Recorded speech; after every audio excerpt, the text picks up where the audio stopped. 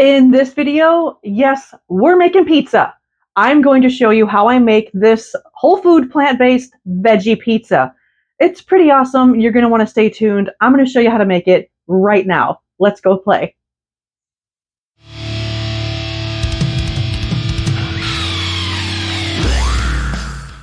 If you've seen any of my previous videos, you've heard me say this is super easy like 100,000 times. Well, guess what?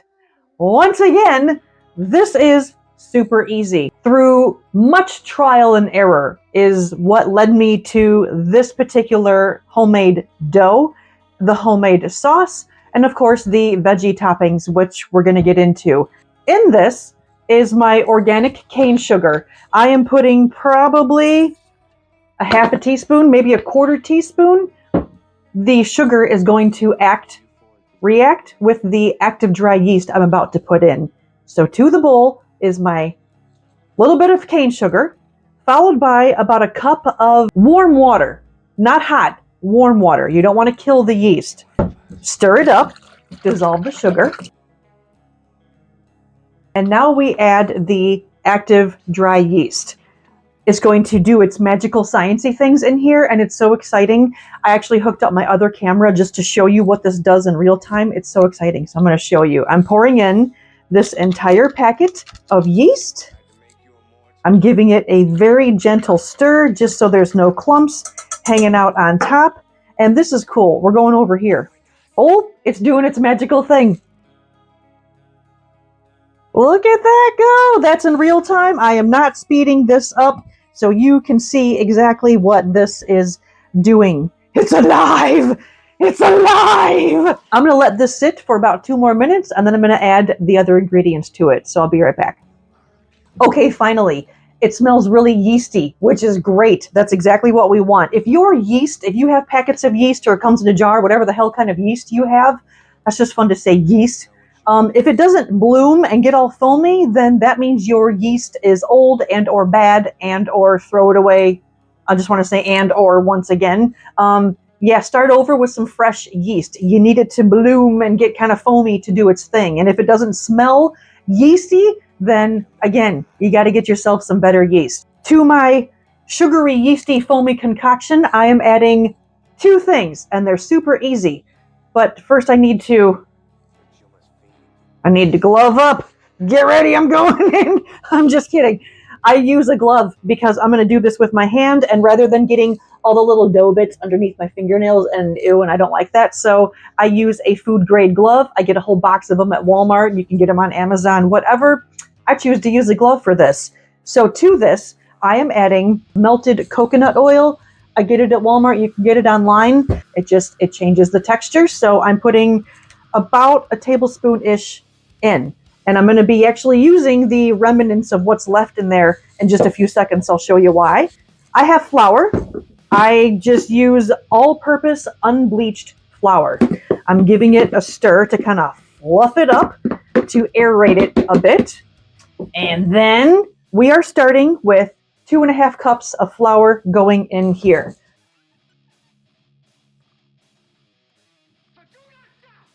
Two and a half cups of flour just went in there. Oh, and one more thing I forgot.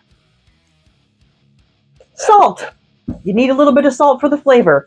So I'm putting in roughly teaspoon, about a half a teaspoon-ish. That's going in. Now comes the fun part. So we're going to mix this all up. Here's where my gloved hand. You can use a spatula. You don't have to use the glove. You do you, boo. You've heard me say that before. Mix it all up. Get all of the liquid incorporated. I'm going to knead it in this bowl, and then I'm going to bust it out on this countertop and show you exactly what the hell I'm doing here. So right now, that's all I'm doing.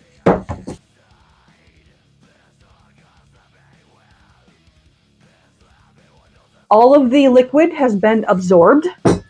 Okay. Putting this aside, keeping my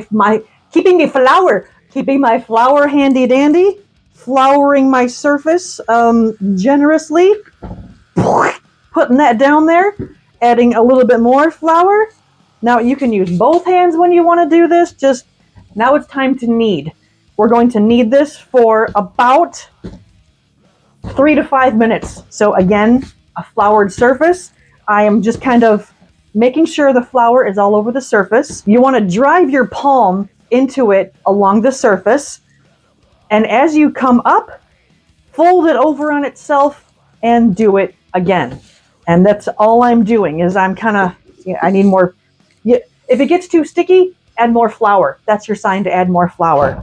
So I'm going to do that for about 2 minutes, and then I'll show you what's next. Add more flour as you go whenever you need it. And you have to use the sound effects because that's how I roll. Okay, I've been kneading that for about 3 minutes. Definitely feel it in my shoulder, which is a good thing.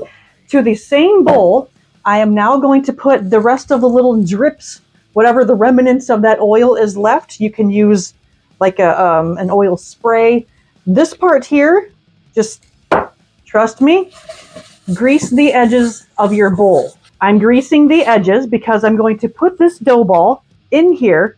We're going to let it rise, and then we need to do more magical things with it. When you grease the edges, oil the edges, it makes it so much easier to pour out for step number 2. Now that my edges of the bowl are all oiled, I'm taking this ball, putting it right in there. I'm turning it. I don't know why I said it that way. I'm now turning it around in there, kind of getting the oil all around the edges of the dough. With purpose, there's a reason for the madness, trust me. That's it, my little dough ball chilling in there. Take off my oily glove, taking some plastic wrap. Cover.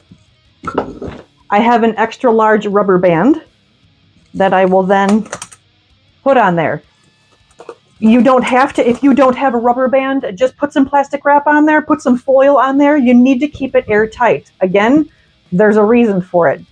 Now, we need to let this sit for an hour in a warm environment. So if it's not 1,000 degrees in your house, like it's not in mine, it's like the end of May, and it's freaking like 55 degrees outside, and I'm a big baby, I'm a cold. Another reason why I wanted to do this, because I get to have my oven on, and it will help warm things up in here. A little trick I learned a long time ago. On my oven, I have a bread, what's it called? A bread-proof setting, and it gets the oven to 95 degrees. Because I'm putting plastic in there, I don't want that to be on the whole time. So another hack is to simply turn on your oven light, and that will get it just warm enough while this sits in there for minimum of an hour. I'm going to turn my little oven light on, put this in the oven for an hour, and show you what we do next. See you soon. While the pizza dough is in the oven, now is the time to make the homemade sauce. And I just have the tomato sauce from Aldi, the 2 small cans. How many ounces are these? 8 ounces. So the 2 cans of tomato sauce is what I just put in this bowl here. And to it, we need the freaking flavor, because I mean, you can just use tomato sauce on your pizza, but gross. But hey, if you like that, you do you, boo. I'm not judging. Pizza is fun to experiment and make it your own, adding whatever toppings, whatever sauce, whatever cheeses or no cheeses, or as Gloria from Modern Family would say, the baby cheeses. I love her. I love that show. Anyway, we need to season our sauce. I have garlic salt. If you've seen any of my videos, a majority of the time, I don't measure. I add what I know to taste, what is going to make it taste good. So a little bit of garlic salt, probably about a half teaspoon. I'm laughing because these cute little containers, I drew smiley faces on them on purpose. One side has the little holes to sprinkle a little bit, while the other side has the big O opening on there. Don't make the mistake like I did at one point and opened the wrong side, went to sprinkle, and made the tomato sauce a little too salty. Don't want to do that. So a little bit of garlic salt, followed by garlic powder. Be generous with this. Start with a full teaspoon. Same thing with onion powder. Be generous with this. Start with a full teaspoon. And then Italian seasoning. I don't know, half a teaspoon. I got my little whisk. We're going to mix it up. So now that this is stir it up a little bit. I grabbed a spoon and I'm going to give it a taste. You got to taste so you know if you fluffed it up or if you did it right. To me, that is perfecto. It needs nothing. It's perfect. I'm going to put this aside and then show you what's next. Be right back. Okay, this part is pretty fun as well. This has been sitting in my oven with the oven light on for about an hour. And this is so cool. See, that's what it turned into. Yeah, it's so exciting. So now comes for messy part number 2. See, this is so easy to do. It's just the time thing. Should I say this is so easy to do like 9 more times for fluff's sake? I floured my surface. I'm also flouring my hands because time to get messy. Okay, floured surface. All we're going to do is take our fingers and peel this out of here. If we didn't oil the edges, it's so sticky and it doesn't come out very well. So that's why I oiled the inside edges of the bowl. Messy is fun. I like playing with dough. This is how easy this is. That blob of dough sitting there, a little bit more flour on the hand, and we're going to knead it just for a few more minutes. Just kind of fold it over onto itself just a handful of times. Kind of like we did. Fold it up, fold it up, fold it up. And now I'm going to do the kneading thing once again. Just kind of get in there. Keep your surface floured as needed. Needed. Get it?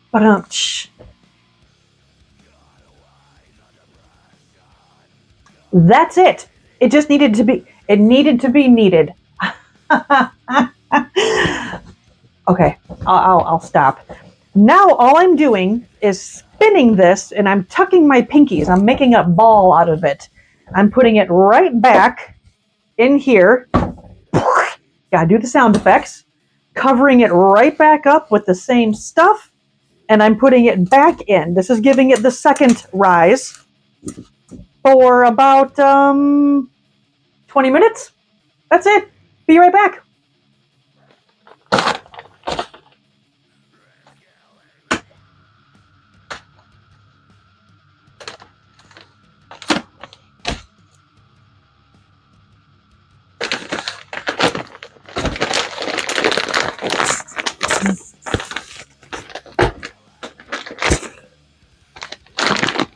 Seriously, what the my God.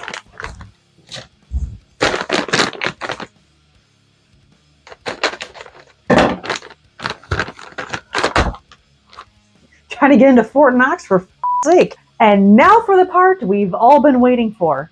Well, I've probably been waiting for it more because I'm freaking hungry and I know how good this pizza is going to be. So the dough has been rising for another 20-25 minutes. Hee hee. Hee hee. All right. Once again, flour the surface just a little bit. Flour the hands just a little bit. Take out that dough ball. Oh my God. Look at that. And it smells so good. So that's it. Came out pretty clean. And now, poke, poke, poke, poke, poke. I have to play with it. A little bit of flour. Flour the surface area very generously as well. And now comes for a very, for lack of a better word, a trivial part. Now here's where you can get all fun and technical and do the flippity flip and what the hell ever. This is my pizza. This is how I do it. Don't come at me, bro. Just saying. I use the rolling pin. I'm not fancy. This is how I like my pizza. So I just floured the surface of this really well. Flour, flour. We don't want the dough to stick to it. And I'm just going to roll this out to roughly the size of my 14,000-year-old pizza pan that I've been using for probably 14,000 years. I love my pizza pan. Don't hate the pizza pan. I love my pizza pan. I'm going to roll this out to get it to fit on that damn thing. You might need to put more flour down, like I'm probably going to do. The easiest way to pick up this dough to add more flour underneath it is to roll it up.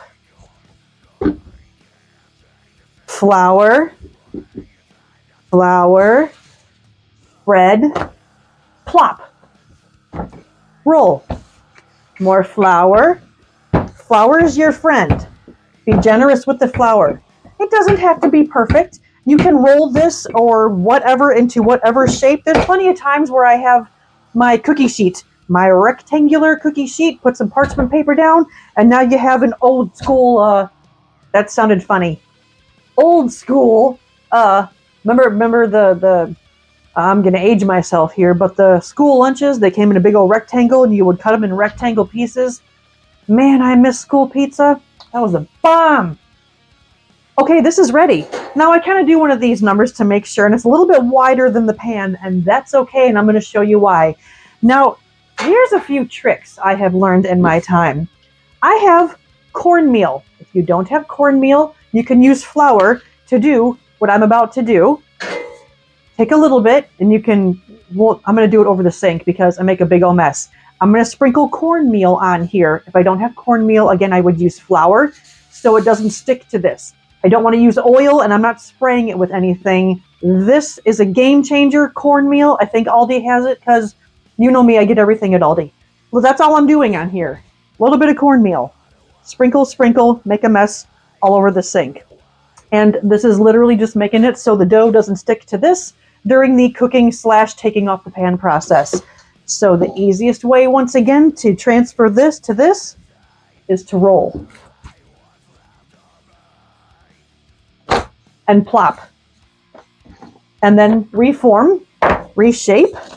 If it's a little bit bigger than the pan, that's okay. We're not going for perfection here. We're going for freaking pizza and freaking flavor, and I'm freaking hungry. So this is how I'm doing it. Make it, get it to the edges. Flatten it back out. And hey, it doesn't have to be perfect. See? Look, not perfect, but quite tasty. I'm going to preheat my oven to 450, which I should have already done before, but I was so excited to show you how I play with pizza dough. 450. When you're when you're pressing this to the edges, make sure your make sure your fingers are floured so the dough does not stick to your fingers. Make sure the dough doesn't stick to your flours. Oh my God. I'm just making a big old mess and tripping over myself. So I'm going to clean a little bit of this up and come back in like 10 seconds when I can collect my thoughts and show you what the hell we're doing next. Be right back. Now that I got my shit together a little bit, the oven is preheating. It is currently at 273. It's getting up to 450. This is going in there right now for about 3 to 4 minutes, just to kind of pre-bake it a little bit to form a crust, if you will. So that way it doesn't end up soggy when we put all these delicious veggie toppings on there. Trust me, pre-bake it 3-4 minutes while your oven's preheating, just as long as the temperature is, over 250. You're golden, pony boy. I'm going to do that and I'll be right back. So until that little timer goes off, I just kind of, I got a cooling rack and I put a towel down. I don't trust hot things on this little countertop surface here, so safety, safety, safety. In the meantime, while we're waiting for that, we're going to go over the toppings really quick. Remember, we made the homemade sauce that smells and tastes amazing. I have not added anything to it. We are also putting pickles on the pizza. Yes, pickles on pizza. Again, don't knock it till you try it. Just hamburger, dill, pickle chips, whatever. I get them from Aldi, and I gave them a rough chop. You can leave them whole. I decided to cut them up this time. The other topping is yellow bell pepper. You can use whatever pepper you want or not. A little bit of onion, which I pulled out of a Ziploc baggie from my freezer, because if you've watched any of my previous videos, you know that I hate to chop onions. So when I do, I use what I need, stick the rest of it in the freezer to use as needed. And then I figured, what the hell? We're making veggie pizza. So my dinner last night, I had leftover mixed vegetables and some broccoli that's been roughly chopped. it. It's also going on the pizza. And then also, you've heard me say I eat mostly plant-based, which means every now and then I will put low-fat skim milk cheese, actual cheese, on my pizza. That's one of the rare times I eat cheese. For keeping this whole food plant-based, Aldi, rude, was talking. Look at how poofy that got. Yee! Okay, we'll finish talking about the cheese. Aldi has a dairy-free cheese, which I didn't know if I would like it or not. They have a cheddar and a mozzarella, and I used it before. The flavor is fine. It doesn't compare to, well, it kind of compares to regular cheese, but it tastes a little bit more like flavored sawdust and sadness. I'm just kidding. Really, it's fine. It doesn't get as melty as regular cheese, but seriously, it's fine. And I will use it again, and I will show you, obviously, in just a few minutes, what the outcome is. As I've been talking, all I'm doing is taking both of those cans of the tomato sauce, the pizza sauce that we made, taking the back of my little soup spoon here, and just kind of giving it an even spread as close to the edges as possible without making a big ass mess. Now comes the fun part. We put the sauce on there. We're moving quick because we don't want this to get soggy. Now comes the cheese. We're just kind of sprinkling this all over, making a mess. But again, if it's not messy, you're not having fun. Messy is fine. You know what? I might use this whole mofo on here because why not? Or I'll leave a little bit to apply to my pie hole a little bit later for whatever else. Ooh, maybe some, you know what? I was thinking about making my homemade bread. Putting some of my homemade bread in the air fryer with a little bit of this cheese melted on top. Okay. And now comes for a thing, an ingredient I was introduced to a couple years ago from a friend, and I will never forget it. I'm very thankful. Panko breadcrumbs. Go figure, I get the kind from Aldi. Regular old breadcrumbs. It literally is a game changer when it comes to the texture. If you do use regular cheese and you sprinkle this on, it will help soak up any fat from the cheese. Even though I'm not using regular cheese, it's still just, it adds to the texture and the flavor a little bit. And now for the rest of the toppings.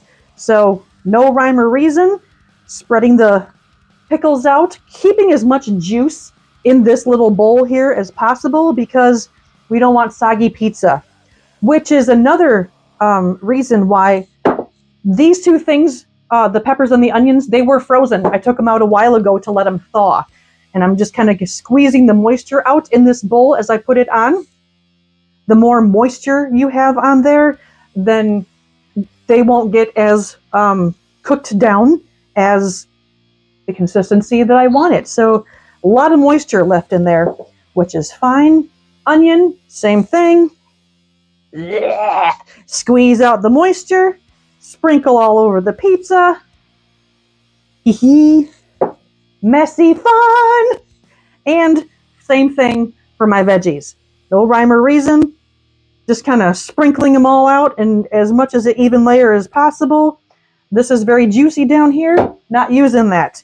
One final thing we are putting on here. But first, I have to wash my hands. Oh my God! Before this goes back in the oven. Herbal pizza and pasta magic seasoning blend. I have been using this for years. I will link it below. I will link it below. I think I've seen it at some stores around here. I can't remember where. So I think Amazon has a 2-pack. This. Oh my goodness. Hey, my oven's ready at 450. That's all sprinkled on there. All my veggies, all my cheese. Oh my God. Stop. This is going in the oven for 20 minutes at 450. My timer finally beeped. It's time to take this out of the oven. I'm so excited. All right. Okay, 450 degrees. We have to let this rest for a few minutes. Let everything kind of chill the fluff out, literally, and I'll be back in just a few minutes. We're going to cut this bad boy. I can't wait to dive in. It smells amazing in here, and I already know how good it's going to taste. So give me another, well, for me, a few minutes. For you, right now! I can't take it anymore. I have to cut into this bad boy. So I'm going to transfer it onto my big-ass cutting board here, and we're going to dive in. I'm hungry. This looks awesome!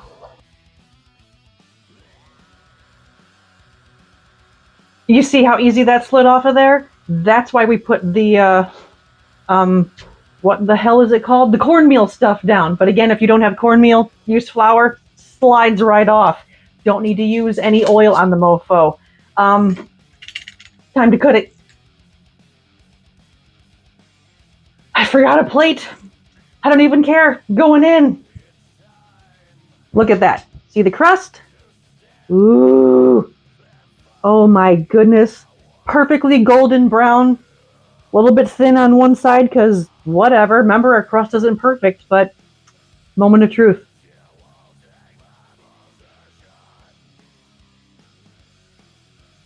The flavor of the sauce, the consistency with just the right amount of crunch on that crust, with all the veggies, even that cheese, it's delicious is what it is. I make pizza a couple times a month, just like how I showed you. The toppings might be different, but whatever. You switch it up, you have fun with it, you make it your own. It's like, I just love to play and make the pizza. I'm so excited right now. You're gonna have to let me know in the comments if you make this and how yours turns out. Yeah, let me know if you make this. Please like this video. It helps me out, and it also helps out the YouTube algorithm. If anyone else, of course, wants to see something like this, please subscribe. That helps me out as well, because I want to continue to show you awesome, healthy recipes like these. And trust me, I got a bunch more coming. So if you're still here, you rock. I appreciate you. Thank you so much for watching. And until my next video, eat clean, live loud, and I will see you soon. Yeah, I don't know what the hell I was going to say.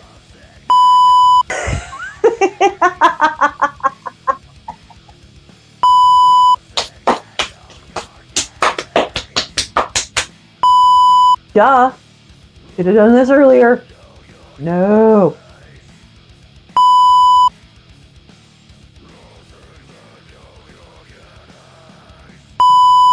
Timer just went off. Time to take the pizza. Hamina hamina.